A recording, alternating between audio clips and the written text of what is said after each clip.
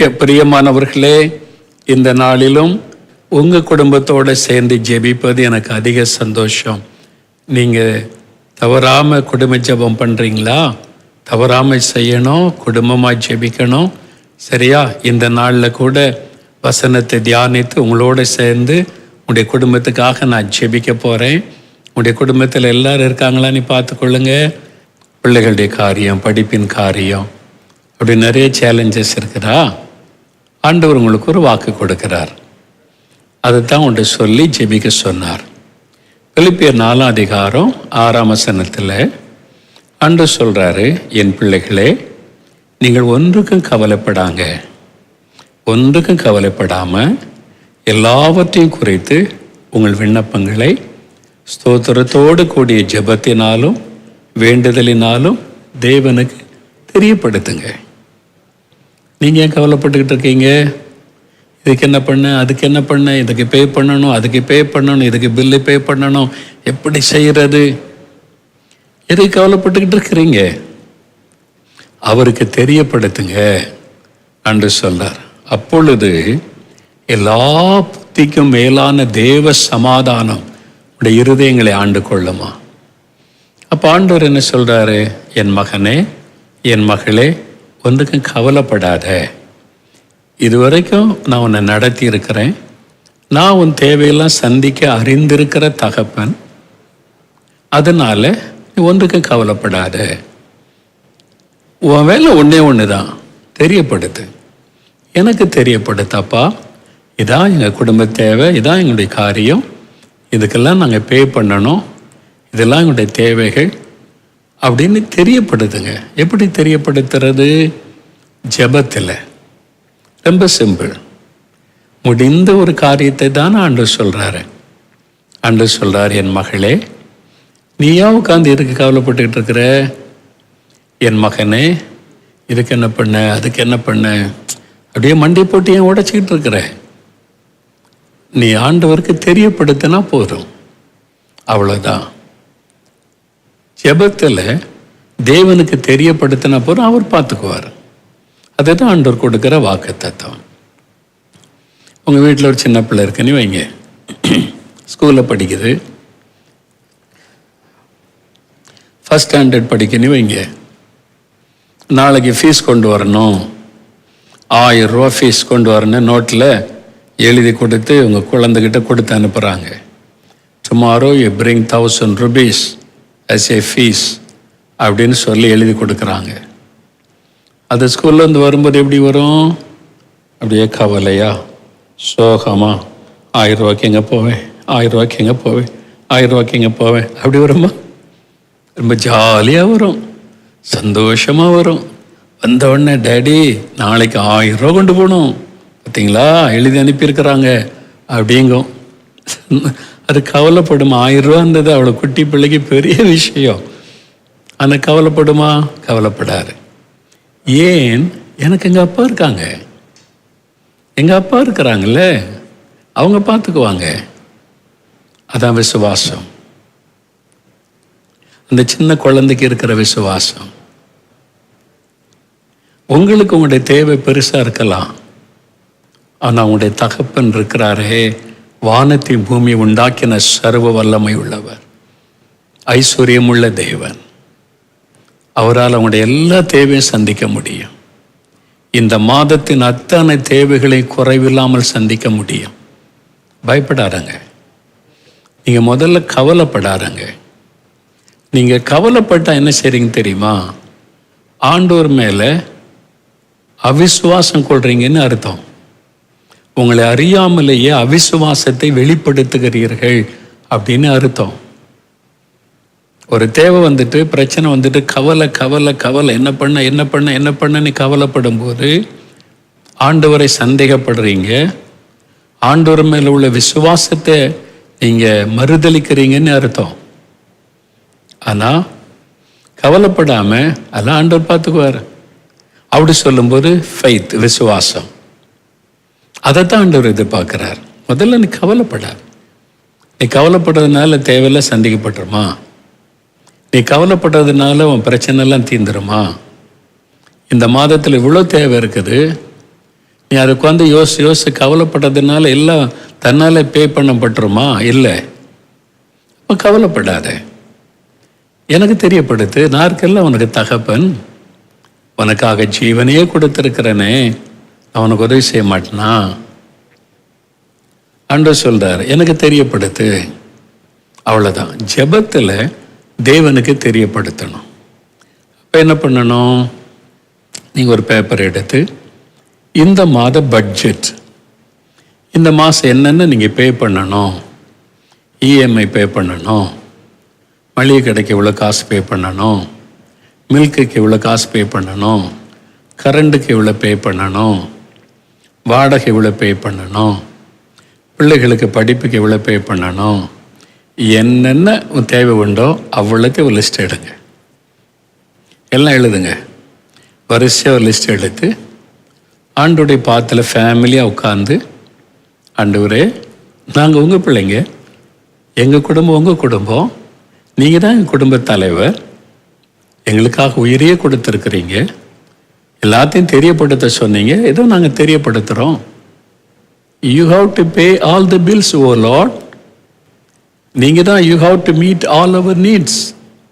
எங்கள் தேவையை நீங்கள் தான் சந்திக்கணும், நீங்கள் தானே தகப்பன், நீங்கள் பார்த்துக்குவீங்க, நாங்கள் விசுவாசிக்கிறோம் அப்படின்னு சொல்லி ஆண்டவருடைய பாத்தில் வச்சு நீங்கள் ஜெபிச்சு பாருங்களேன், என்ன நடக்குன்னு பாருங்க.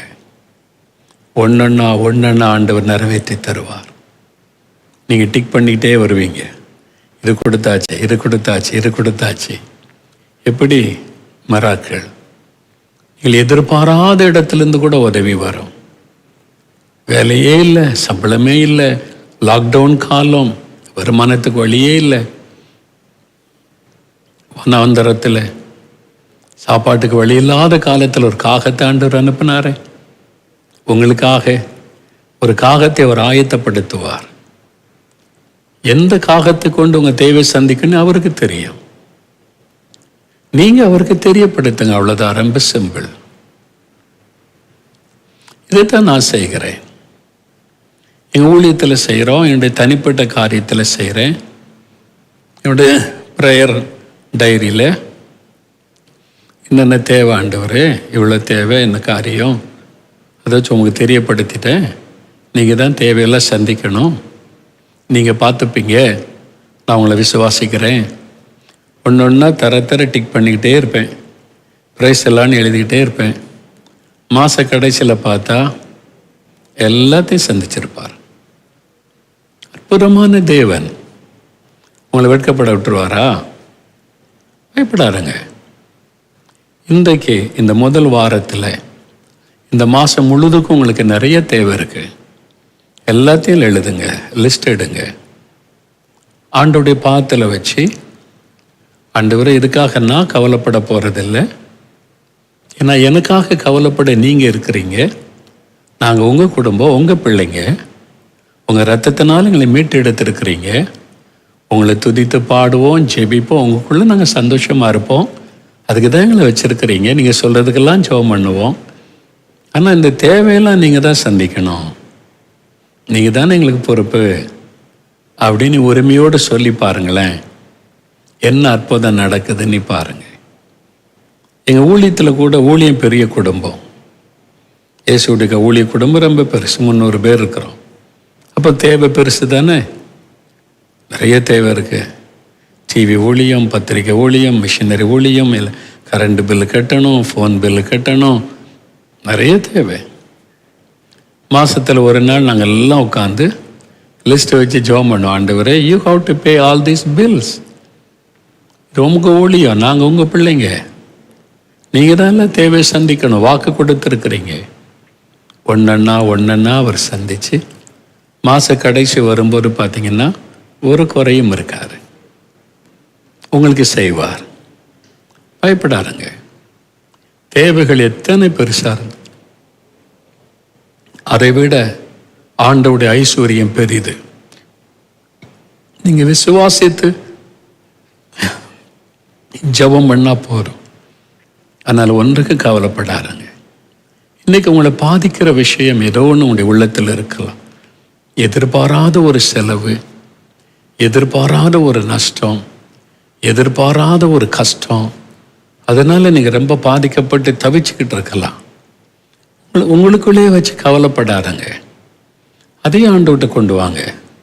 இது எனக்கு பயமாக இருக்குது, இது என்னுடைய திராணிக்கு மிஞ்சினதாக இருக்குது, இதுக்கு என்ன பண்ணன்னு எனக்கு தெரியல, இது எப்படி சமாளிக்க போகிறேன்னு தெரியல. ஆண்டவரே, என் தகப்பனே, எனக்கு ஒரு விஷயங்க தெரியப்படுத்துங்க. அவர் ஈஸியாக ஹேண்டில் பண்ணுவார். நீங்கள் பயப்படுற மாதிரி ஒன்றும் நடக்காது. ஈஸியாக சால்வ் பண்ணி தந்துடுவார். பிறகு அதுக்கு பயப்படணும். அதனால தான் ஆண்டவர் சொல்லார், என் பிள்ளைகளே ஒன்றுக்கும் கவலைப்படாதுங்க. இத்தனை மாதம் உங்களை தூக்கி சுமந்து பாதுகாத்து வந்தேன்ல, இந்த ஆகஸ்ட் மாதம் முழுதும் நான் இருக்கிறேன்ல, உங்களுக்கு கூடவே இருப்பேன், உங்களை நடத்துவேன், உங்களை போஷிப்பேன், உங்களை உடுத்து வைப்பேன், உங்கள் தேவையெல்லாம் சந்திப்பேன், உங்களை பாதுகாத்து கொள்ளுவேன். அவர் சொல்கிறார், கவலைப்படாதங்க. இன்றைக்கி அவர் மேலே கவலையை வச்சிடணும். இந்த மாதம் ஒரு நாள் நீங்கள் கவலைப்படக்கூடாது. இன்றைக்கோடு அவருடைய பாத்திரம் வச்சிடணும், வச்சு ஜெபம் பண்ணிடணும். ஜெபம் பண்ணி முடிச்சிட்டோன்னா அவ்வளோதான், அவர் பார்த்துக்குவார். ஜெபிக்கலாமா? இயேசுக்கிட்ட குடும்பமாக உட்காந்தப்பா, நாங்கள் உங்கள் குடும்பம், உங்கள் பிள்ளைங்க உங்கள் பாத்தில் வந்திருக்கிறோம், நீங்கள் சொன்ன மாதிரி எல்லாத்தையும் உங்கள் பாத்தில் வச்சிடுறோம், நீங்கள் பார்த்துக்குங்க அப்படின்னு ஜெபம் பண்ணி முடிச்சிடலாமா? அற்புதம் நடக்கும் பாருங்க. நாம் ஜெபிக்கலாம். முழங்கால் படியிடுங்க.